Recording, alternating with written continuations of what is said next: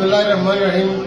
आज 24 अप्रैल के हवाले से LOC के उस पार और LOC के इस तरफ दोनों जानब कश्मीरी जो है यौम स्याह के तौर पर मना रहे हैं। नरेंद्र मोदी का मकबूजा कश्मीर के अंदर आना या वहाँ पे किसी पैकेज का ऐलान करना या वो किसी और अंदाज से वो जो ट्रैप करना चाह रहा है, कश्मीरी बुनियादी तौर पर नरेंद्र मोदी और हिंदुत्व की तमाम चालों को जान चुके हैं और वो 75 सालों से कुर्बानियां वो दे रहे हैं जो दी हैं उसकी दुनिया की तारीख में उसकी मिसाल नहीं मिलती।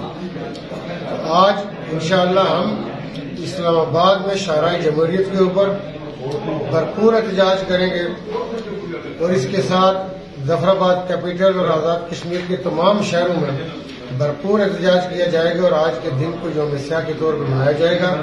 और इसी तरह मकबूजा कश्मीर के हर शहर और कस्बे के अंदर, तहसील और जिला में एहतजाज किया जाएगा।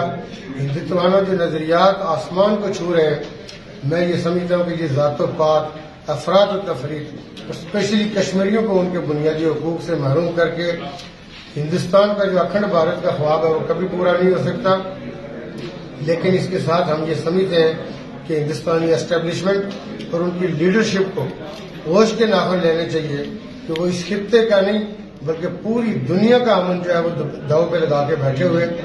और हमारे लिए अगर आप देखें तो हर दिन यौम स्याह ही होता है, क्योंकि जब तक मकबूजा कश्मीर के हमारे बहन भाई हमसे आके नहीं मिल जाते, वो आज़ाद नहीं हो जाते।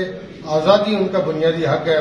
हिंदुस्तान की अपनी कमिटमेंट्स अक़वाम मुत्तहिदा के अंदर मौजूद है कि कश्मीरियों को ये मौका दिया जाएगा कि वो ये फैसला करें कि वो किसके साथ रहना चाहते हैं, वो किस तरह रहना चाहते हैं।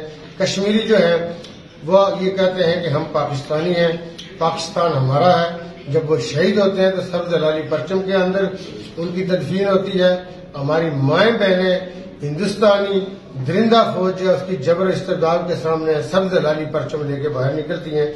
इसका एक बहुत बड़ा प्रूफ है कि कश्मीरी पाकिस्तान के साथ रहना चाहते हैं, वो पाकिस्तान के जिस्म का हिस्सा है। तो हम आज यौम स्याह LOC के दोनों तरफ इंशाल्लाह भरपूर मनाएंगे। सब्सक्राइब करें और बेल दबाएं ताकि कोई खबर रह न जाए।